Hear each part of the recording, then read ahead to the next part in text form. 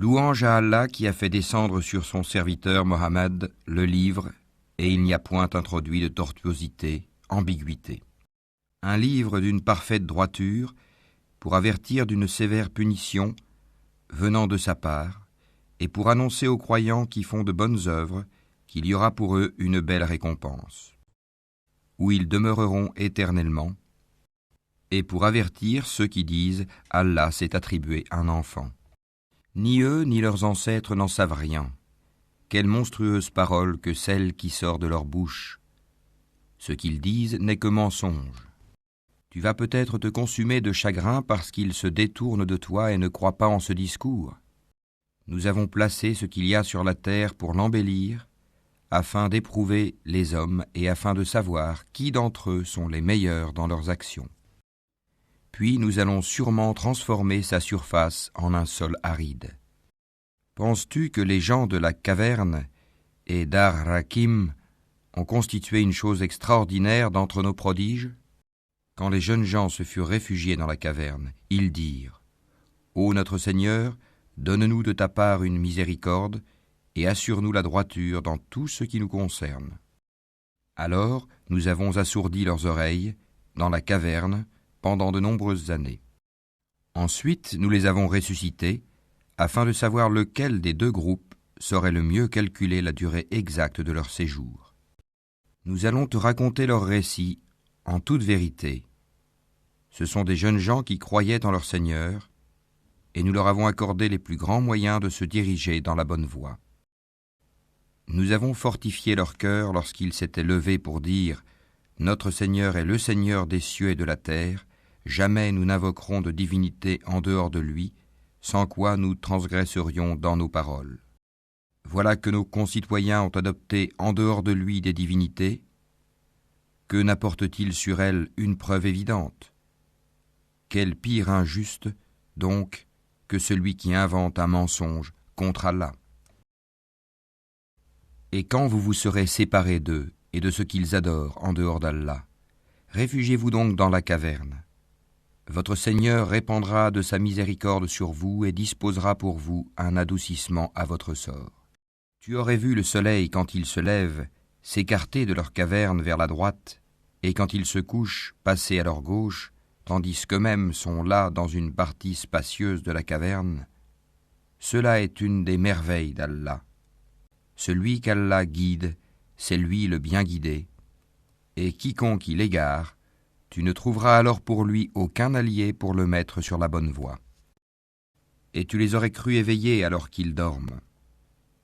Et nous les tournons sur le côté droit et sur le côté gauche, tandis que leur chien est à l'entrée, pattes étendues. Si tu les avais aperçus, certes, tu leur aurais tourné le dos en fuyant, et tu aurais été assurément rempli d'effroi devant eux. Et c'est ainsi que nous les ressuscitâmes, afin qu'ils s'interrogent entre eux. L'un parmi eux dit « Combien de temps avez-vous demeuré là ?» Ils dirent « Nous avons demeuré un jour ou une partie d'un jour. » D'autres dirent « Votre Seigneur sait mieux combien de temps vous y avez demeuré. » Envoyez donc l'un de vous à la ville avec votre argent que voici, pour qu'il voie quel aliment est le plus pur et qu'il vous en apporte de quoi vous nourrir. Qu'il agisse avec tact et qu'il ne donne l'éveil à personne sur vous. Si jamais ils vous attrapent, ils vous lapideront ou vous feront retourner à leur religion, et vous ne réussirez alors plus jamais. Et c'est ainsi que nous fîmes qu'ils furent découverts, afin que les gens de la cité sachent que la promesse d'Allah est vérité, et qu'il n'y ait point de doute au sujet de leur. Aussi se disputèrent-ils à leur sujet, et déclarèrent-ils « Construisez sur eux un édifice, leur Seigneur les connaît mieux. » Mais ceux qui l'emportèrent dans la discussion dirent « Élevons sur eux un sanctuaire. » Ils diront « Ils étaient 3 et le 4e était leur chien. » Et ils diront, en conjecturant sur leur mystère, qu'ils étaient 5, le 6e étant leur chien. Et ils diront 7, le 8e étant leur chien. Dis, mon Seigneur connaît mieux leur nombre. Il n'en est que peu qui le savent. Ne discute à leur sujet que d'une façon apparente et ne consulte personne en ce qui les concerne. et ne dis jamais à propos d'une chose, je la ferai sûrement demain. Sans ajouter, si Allah le veut, et invoque ton Seigneur quand tu oublies et dis, je souhaite que mon Seigneur me guide et me mène plus près de ce qui est correct. Or ils demeurèrent dans leur caverne 300 ans et en ajoutèrent 9 années. Dis, Allah sait mieux combien de temps ils demeurèrent là. À lui appartient l'inconnaissable des cieux et de la terre, comme il est voyant et audient. Ils n'ont aucun allié en dehors de lui, et il n'associe personne à son commandement. Et récite ce qui t'a été révélé du livre de ton Seigneur. Nul ne peut changer ses paroles, et tu ne trouveras en dehors de lui aucun refuge. Fais preuve de patience en restant avec ceux qui invoquent leur Seigneur matin et soir, désirant sa face. Et que tes yeux ne se détachent point d'eux, en cherchant le faux brillant de la vie sur terre. Et n'obéis pas à celui dont nous avons rendu le cœur inattentif à notre rappel, qui poursuit sa passion et dont le comportement est outrancier. Et dis, la vérité émane de votre Seigneur. Quiconque le veut, qu'il croie, et quiconque le veut, qu'il mécroie. Nous avons préparé pour les injustes un feu dont les flammes les cernent. Et s'ils implorent à boire, on les abreuvera d'une eau comme du métal fondu brûlant le visage. Quelle mauvaise boisson et quelle détestable demeure. Ceux qui croient et font de bonnes œuvres, vraiment, nous ne les laissons pas perdre la récompense de celui qui fait le bien. Voilà ceux qui auront les jardins du séjour éternel sous lesquels coulent les ruisseaux. Ils y seront parés de bracelets d'or et se vêtiront d'habits verts de soie fine et de brocart, accoudés sur des divans bien ornés.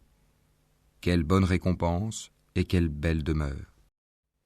Donne-leur l'exemple de 2 hommes.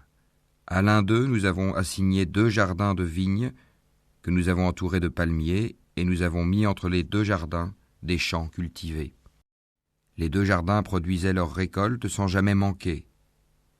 Et nous avons fait jaillir entre eux un ruisseau.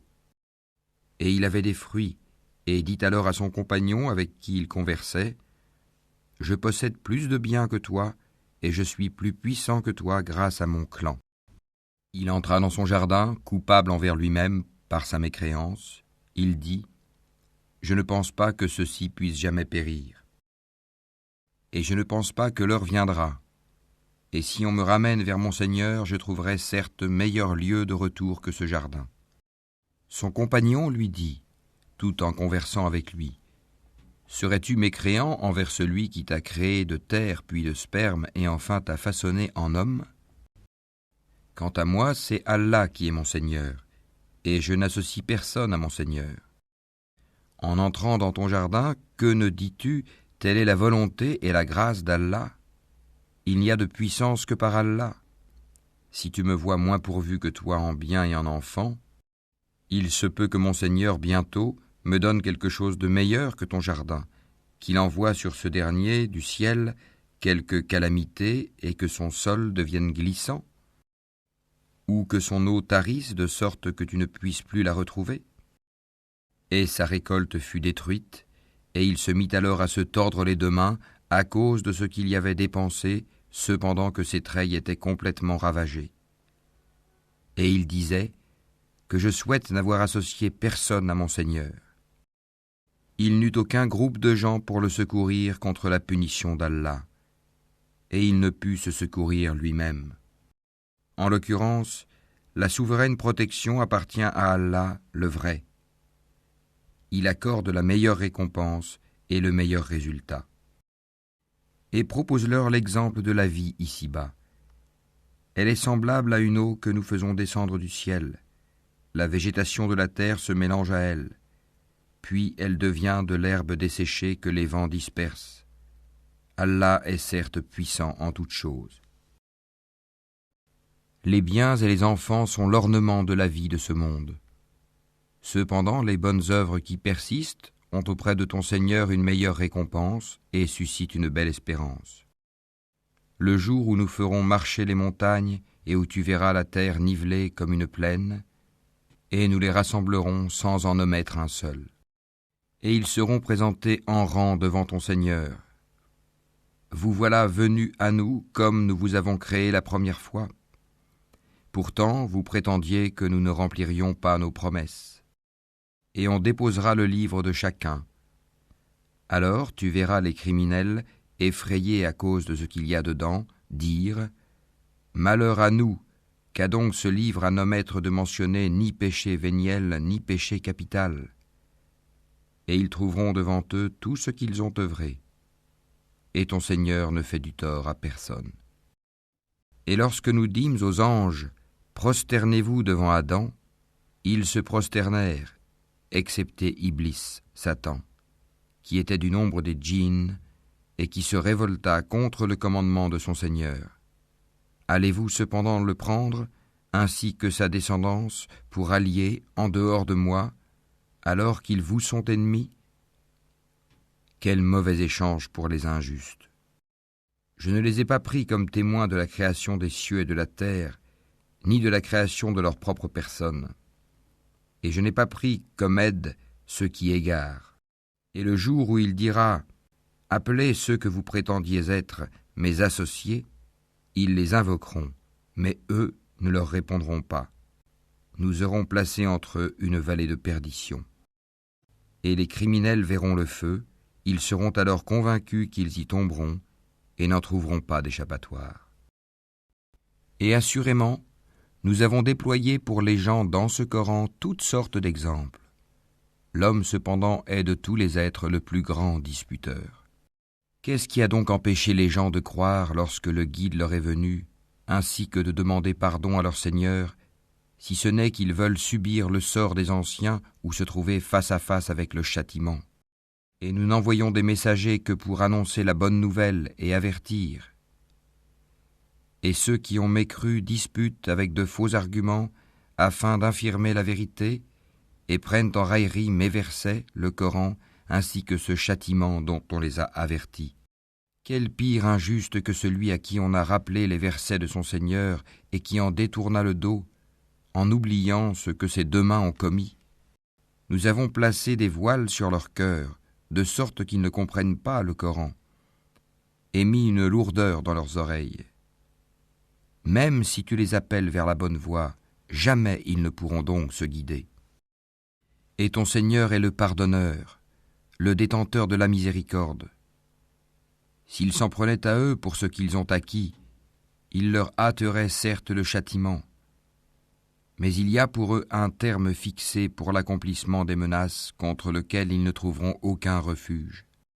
Et voilà les villes que nous avons fait périr quand leurs peuples commirent des injustices, et nous avons fixé un rendez-vous pour leur destruction. Rappelle-toi quand Moïse dit à son valet « Je n'arrêterai pas avant d'avoir atteint le confluent des deux mers, dussé-je marcher de longues années. » Puis, lorsque tous deux eurent atteint le confluent, ils oublièrent leur poisson, qui prit alors librement son chemin dans la mer. Puis, lorsque tous deux eurent dépassé cet endroit, il dit à son valet « Apporte-nous notre déjeuner, nous avons rencontré de la fatigue dans notre présent voyage. » Le valet lui dit « Quand nous avons pris refuge près du rocher, vois-tu, j'ai oublié le poisson. Le diable seul m'a fait oublier de te le rappeler. » Et il a curieusement pris son chemin dans la mer. Moïse dit « Voilà ce que nous cherchions. » Puis ils retournèrent sur leurs pas, suivant leurs traces. Ils trouvèrent l'un de nos serviteurs à qui nous avions donné une grâce de notre part et à qui nous avions enseigné une science émanant de nous. Moïse lui dit « Puis-je te suivre à la condition que tu m'apprennes de ce qu'on t'a appris concernant une bonne direction ?» L'autre dit « Vraiment, tu ne pourras jamais être patient avec moi. Comment endurerais-tu des choses que tu n'embrasses pas par ta connaissance ?» Moïse lui dit « Si Allah veut, tu me trouveras patient, et je ne désobéirai à aucun de tes ordres.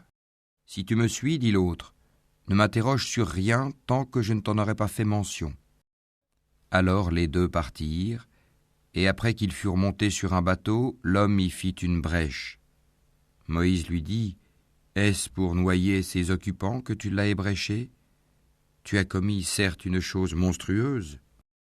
L'autre répondit, n'ai-je pas dit que tu ne pourrais pas garder patience en ma compagnie? Ne t'en prends pas à moi, dit Moïse, pour un oubli de ma part, et ne m'impose pas de grandes difficultés dans mon affaire. Puis ils partirent tous deux. Et quand ils eurent rencontré un enfant, l'homme le tua. Alors Moïse lui dit, as-tu tué un être innocent qui n'a tué personne? Tu as commis certes une chose affreuse. L'autre lui dit, ne t'ai-je pas dit que tu ne pourrais pas garder patience en ma compagnie? Si après cela je t'interroge sur quoi que ce soit, dit Moïse, alors ne m'accompagne plus. Tu seras alors excusé de te séparer de moi.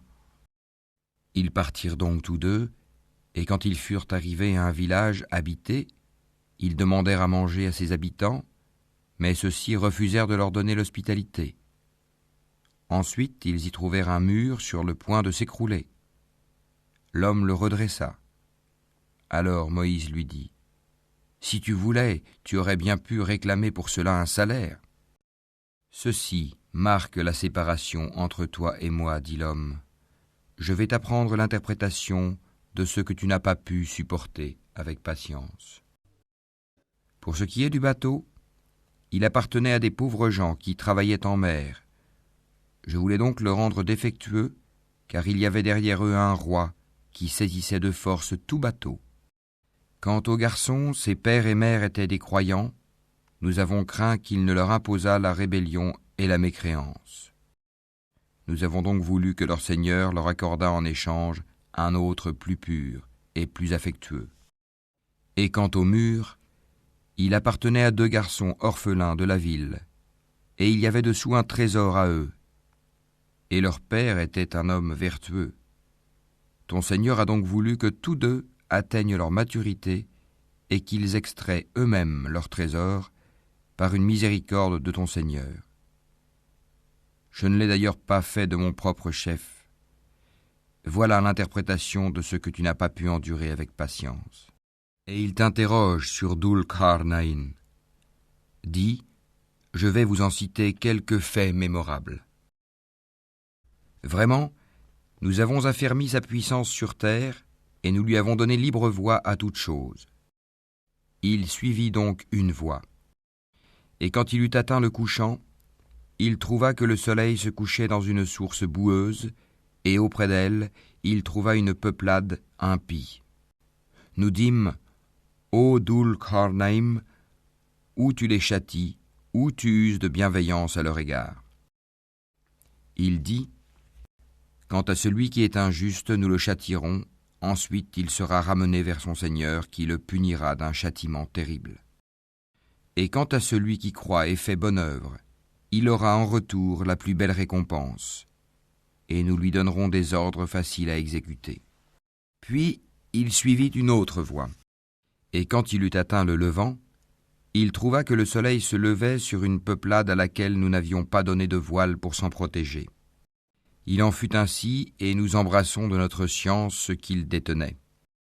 Puis il suivit une autre voie, et quand il eut atteint un endroit situé entre les 2 barrières, montagnes, il trouva derrière elle une peuplade qui ne comprenait presque aucun langage. Ils dirent, ô Dhul Qarnayn, les Ya'juj et les Ma'juj commettent du désordre sur terre. Est-ce que nous pourrons t'accorder un tribut pour construire une barrière entre eux et nous? Il dit, ce que mon Seigneur m'a conféré vaut mieux que vos dons. Aidez-moi donc avec votre force, et je construirai un remblai entre vous et eux. Apportez-moi des blocs de fer. Puis, lorsqu'il en eut comblé l'espace entre les 2 montagnes, il dit, soufflez. Puis, lorsqu'il eut rendu une fournaise, il dit, apportez-moi du cuivre fondu, que je le déverse dessus. Ainsi, ils ne purent guère l'escalader, ni l'ébrécher non plus. Il dit, c'est une miséricorde de la part de mon Seigneur, mais lorsque la promesse de mon Seigneur viendra, il le nivellera. Et la promesse de mon Seigneur est vérité. Nous les laisserons ce jour-là déferler comme les flots les uns sur les autres, et on soufflera dans la trompe, et nous les rassemblerons tous. Et ce jour-là, nous présenterons de près l'enfer aux mécréants, dont les yeux étaient couverts d'un voile qui les empêchait de penser à moi, et ils ne pouvaient rien entendre non plus. Ceux qui ont mécru, comptent-ils donc pouvoir prendre pour alliés mes serviteurs en dehors de moi ? Nous avons préparé l'enfer comme résidence pour les mécréants. Dis, voulez-vous que nous vous apprenions lesquels sont les plus grands perdants en œuvre ? Ceux dont l'effort dans la vie présente s'est égaré alors qu'ils s'imaginent faire le bien. Ceux-là qui ont nié les signes de leur Seigneur ainsi que sa rencontre. Leurs actions sont donc vaines. Nous ne leur assignerons pas de poids au jour de la résurrection. C'est que leur rétribution sera l'enfer, pour avoir mécru et pris en raillerie mes signes, enseignements et mes messagers. Ceux qui croient et font de bonnes œuvres auront pour résidence les jardins du Firdav, paradis, où ils demeureront éternellement, sans désirer aucun changement.